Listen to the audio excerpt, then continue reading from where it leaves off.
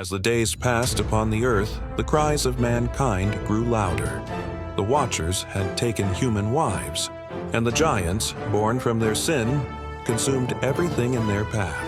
Cities fell, rivers ran red, the land mourned under the weight of corruption, and at last, the sorrow of the earth rose like smoke and reached the gates of heaven. The ground trembled, the sky darkened, and creation itself seemed to whisper, "How long?" In that moment, the veil between heaven and earth shook, and the Most High turned his gaze downward.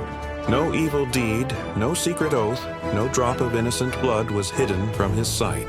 And thus began the day of reckoning, the moment heaven prepared to respond to the sins of the Watchers. As the cries of the earth echoed into the heavens, the archangels gathered before the throne of the Most High. Michael, commander of the heavenly armies. Gabriel, the messenger of God. Raphael, the healer of nations. Uriel, keeper of prophecy. Raguel, the angel of justice, and Sariel, guardian of the moon and spirits. Each knelt in solemn silence, their wings folded in reverence, awaiting the judgment of the Almighty. The air trembled, light swirled above them like a living star, and the very foundations of heaven seemed to shift as the presence of the Most High descended. For the sins of the Watchers had reached his throne, and the time had come to answer the corruption of the earth. The archangels did not speak. They did not question. They waited for the voice that would decide the fate of angels and men alike. Then the voice of the Most High thundered across the heavens, shaking the pillars of creation. And to Uriel, keeper of prophecy, the Lord spoke first. Uriel, look upon the earth and behold its corruption. The giants devour my creation. The children of men cry out for deliverance. Go to my servant Noah, the last righteous man of his generation. The scroll in Uriel's hand ignited with celestial fire, glowing with words no mortal eyes had ever seen. Tell him, God said, that a great flood shall come to cleanse the world of the violence of the Watchers, and instruct him in all that he must do. Uriel bowed his head, wings unfolding with a sound like rushing wind. For this mission carried the weight of the future, the fate of mankind, and the judgment of angels. Then the Most High spoke again, and his voice rolled through the heavens like thunder wrapped in fire. To Raphael, the healer of God, the one who restores and purifies, the Lord gave a terrible command. Raphael, go to Azazel. The heavenly court stirred. Even the archangels felt the weight of the name. Bind him hand and foot, the Lord continued. Cast him into the darkness, into the desert of Dudael. Cover him with jagged stones, so that he may see no light until the day of great judgment. Raphael bowed his head, though sorrow filled his heart. For Azazel had once stood beside him as a brother of heaven, but the sin he had unleashed upon mankind could not be ignored. And so Raphael rose, staff burning with divine fire, prepared to bring justice to the fallen. And the voice of the Most High spoke a third time, this time to Gabriel, the mighty herald of heaven. Gabriel, look upon the earth, and behold the giants who devour all things. Visions opened before him, fields torn apart, herds slaughtered, and men crushed beneath the feet of the monstrous Nephilim. Go, said the Lord of hosts, command the mighty ones against them. Turn the giants upon each other. Let them destroy themselves for the violence they have unleashed. Gabriel lowered his head. Gripping his golden trumpetas, the heavens shook with the decree. He watched the visions of war, the destruction born from forbidden unions, and the suffering of the innocent. And when the visions faded, Gabriel spread his wings, wings that carried the authority of God, preparing to strike the giants with judgment they could not escape. For the age of the Nephilim was coming to its end. Then the Most High gave his final command, the judgment that would seal the fate of the Watchers forever. And to Michael, captain of the heavenly hosts, he spoke with fire and authority. Michael, take hold of Semyaza and those who followed him. Visions opened of Semyaza, shining once as an angel of glory, now standing among the corrupted earth he had helped destroy. Bind them, said the Lord of hosts.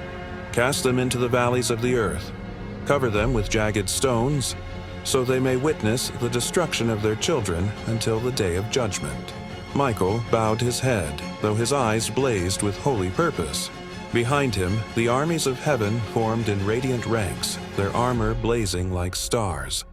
For Michael would now descend, not as a messenger, but as the sword of God, sent to bring justice to the fallen leaders of the Watchers. And so Raphael descended from the heights of heaven into the place called Dudael, a barren wasteland of jagged rocks and burning winds. There he found Azazel, once a brother of heaven, now a creature clothed in darkness, fire burning in his eyes, corruption dripping from his wings. Raphael spoke with sorrow, but with the authority of the Most High, Azazel, "Your judgment has come." Azazel roared, the ground shaking beneath his fury. But Raphael lifted his staff, and divine chains of living light burst forth from heaven. They wrapped around Azazel's arms, his legs, his wings, binding him in the name of the Almighty. The desert split open. Jagged stones rose like the teeth of the earth, swallowing him in darkness. And there he was cast, sealed until the day of judgment, unable to see light, unable to escape, left only with the weight of his rebellion. For Azazel's fall was the first sign that the Watcher's time had come to an end, and Gabriel descended into a world torn apart by the violence of the giants, the Nephilim, towering, monstrous children of angels and mortal women, raged across the land, devouring all they found. Cities crumbled beneath their feet, mountains cracked under their fists, and the earth cried out under their destruction. Gabriel raised his golden trumpet, the instrument of God's decree, and when he sounded it, the blast tore through the world like a storm of living fire. The giants staggered, their eyes filled with madness, and the judgment of the Most High overtook them. They turned upon one another, roaring like beasts of old, crushing stone, tearing trees from the earth, and shaking the mountains as they battled to the death. The age of the Nephilim came crashing down in fire and fury, for Gabriel had unleashed the judgment of God. And when the giants began to fall by Gabriel's decree, the Most High sent forth his final judgment, the binding of the Watchers. Michael, captain of the heavenly hosts, descended with a roar of thunder, his sword blazing like the heart of a star. And upon a lonely mountain peak, Semyaza stood waiting. Once a prince among angels, now the leader of a rebellion that had shaken heaven itself. Their eyes met, holiness and defiance, justice and sorrow. Michael spoke with the authority of the Almighty. "Semyaza, your judgment has come. You who led the Watchers astray. You who taught the secrets of heaven to the children of the dust." Semyaza bowed his head, wings trembling, knowing his fate was sealed. Michael lifted his blazing sword, and divine chains of fire burst from the heavens, wrapping around Semyaza with unstoppable force. The earth shook, the skies burned, for the leader of the Watchers had been taken, and the rebellion was at its end. When Michael bound Semyaza and Raphael sealed Azazel in darkness, the Watchers knew that their time had come to an end. Fear gripped them. Their glory faded.